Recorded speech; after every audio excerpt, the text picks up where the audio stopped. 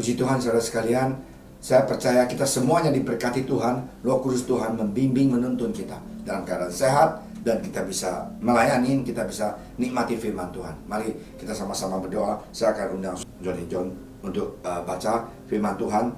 Jadi sebelumnya Johnny akan berdoa dulu ya. Di Markus 8 ayat 15. Silakan doa John. Terima kasih Tuhan, kami bersyukur pagi hari ini pertolongan-Mu sungguh luar biasa Tuhan nyatakan bagi kami. Kami ada sebagaimana ada berkat kemurahan Tuhan.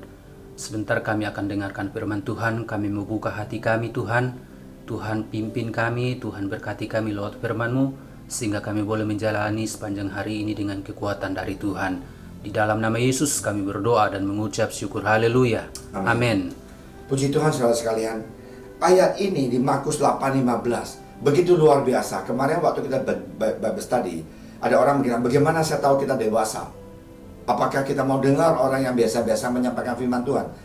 Inilah uniknya. Firman Tuhan itu, biarpun siapa yang sampaikan, kalau kita dengan rendah hati mendengarnya, pasti akan ada artinya dan maknanya. Tidak peduli pendeta besar yang khotbah atau pendeta kecil, nggak ada pendeta yang besar, pendeta kecil. Semuanya itu adalah hamba Tuhan. Hari ini kita nikmati firman Tuhan. Saya pun disentuh, saya pun dirubah oleh firman Tuhan ayat ini. Silakan John. Markus 8 ayat 15. Lalu Yesus memperingatkan mereka katanya, berjaga-jagalah dan awaslah terhadap ragi orang Farisi dan ragi Herodes. Saudara sekalian, saya kemungkinan baca ayat itu ratusan kali. Tapi hari ini saya belajar satu hal, yaitu lagi. Lagi orang Farisi dan lagi orang Herodes. Firman Tuhan yang sederhana satu ayat, tapi sesudah kita baca, kita bisa mendapatkan ilham yang berubah. Nah, lagi adalah bahan yang digunakan untuk membuat roti. Kita makan, rotinya enak banget, dia empuk gitu loh ya. Rotinya luar biasa, cakep gitu loh ya.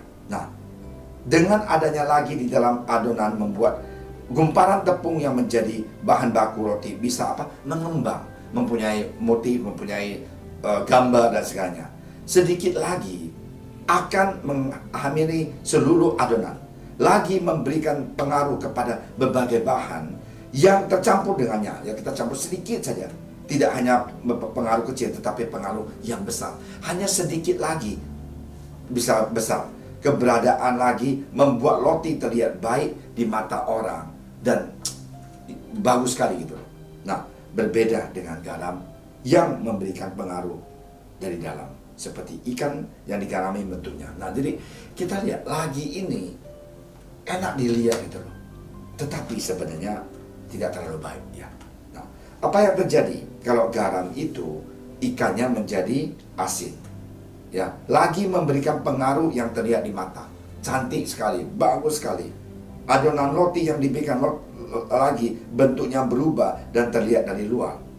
Nah, tetapi kalau garam tidak lihat dari luar, tidak berubah, tetapi rasanya berubah. Yesus mengatakan kita harus menjadi terang dan garam dunia. Apa artinya terang dan garam dunia? Karena garam itu nyerap ke dalam ikan itu contohnya. Garam itu memberikan kita rasa enak.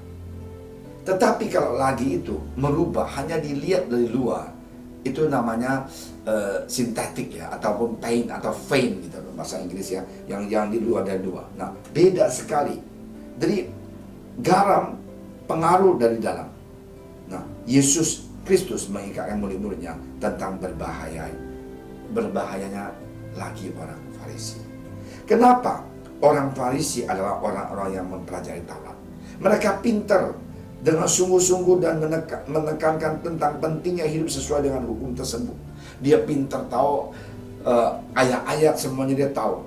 Bahkan penafsiran atas Taurat itu mereka kembangkan ke berbagai peraturan yang begitu terperinci. Jelas sekali perincian Taurat itu yang kemudian mereka minta supaya dijalankan dengan ketat oleh orang-orang Yahudi. Mereka mau harus gini ya. Orang yang berzina dihukum mati, dilempar batu sampai mati. Nggak boleh gini-ginian. Nah, tetapi mereka sendiri tidak menjalankannya. Banyak orang Mr. Theory only. Nah, mereka memberikan beban begitu berat kepada banyak orang, tetapi mereka sendiri tidak menyentuhnya. Ini orang Farisi. Lagi orang Farisi hanya lip service. Lagi orang Farisi hanya pintar bicara. Mereka mengajarkan kepada orang lain, tapi tidak melakukannya. Jadi aku sering sekali ya, pendeta yang senior sering mengatakan, amin, your action is louder than your words. Bahwa tingkah laku kita itu lebih besar daripada perkataan kita. Inilah. Jadi kalau kita jadi anak Tuhan, kita benci orang. Kita jadi anak Tuhan, kita dendam. Buat apa kita jadi anak Tuhan? Kita tidak melakukannya.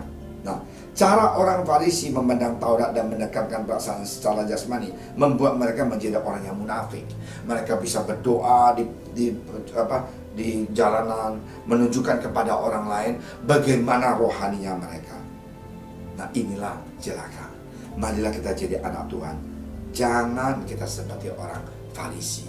Jangan seperti lagi orang Farisi yang munafik, yang tidak mau mengaku salah, yang mau orang puji-puji kita. Jangan. Karena itu Yesaya menyebut mereka sebagai bangsa yang memuliakan Tuhan dengan bibirnya, padahal hatinya jauh daripadanya. Dan Yesus menyebut mereka sebagai kuburan di labur putih, yang sebelah luarnya memang bersih tampaknya, tetapi yang sebelah dalamnya penuh tulang belulang dan berbagai jenis kotoran. Di Matius 23 ayat 27. Nah, dari luar terlihat baik, dalamnya berantakan. Nah, saudara sekalian, marilah kita jadi anak Tuhan. Jangan seperti orang Farisi. Cara orang Farisi memandang kehidupan dan Taurat bisa memberikan pengaruh nyata di dalam kehidupan orang zaman ini. Orang bisa meniru cara mereka menjalankan hidup keagamaan. Orang bisa menunjukkan dirinya supaya terlihat saleh di depan banyak orang, padahal hatinya jauh dari Tuhan. Marilah kita bertobat. Karena itu, menjaga motivasi kita dalam berbaktikan diri kepada Allah. Jangan kita ambil kemuliaan Tuhan. Jangan kita merasakan kita lebih hebat, kita lebih kaya, kita lebih pintar. Jangan. Ya, marilah kita melakukan dengan kasih. Kasih kepada Tuhan Yesus. Maafkan orang lain dan lupakan kejelekan orang lain. Dan hindari kita daripada hidup yang munafik. Marilah kita berdoa sama Tuhan. Tuhan, aku kadang-kadang jengkel Tuhan. Aku kadang-kadang kesal Tuhan. Aku kadang-kadang kepengen pukul dia Tuhan. Maafkan aku Tuhan. Aku di luar salam sama dia. Di gereja say hello, tapi hati saya nggak benci banget sama dia. Tuhan, ampunin aku. Rubahlah hati aku, mulut aku, supaya keluar perkataan yang positif, yang penuh dengan sukacita, yang penuh dengan semangat, supaya orang lain juga bisa diberkati.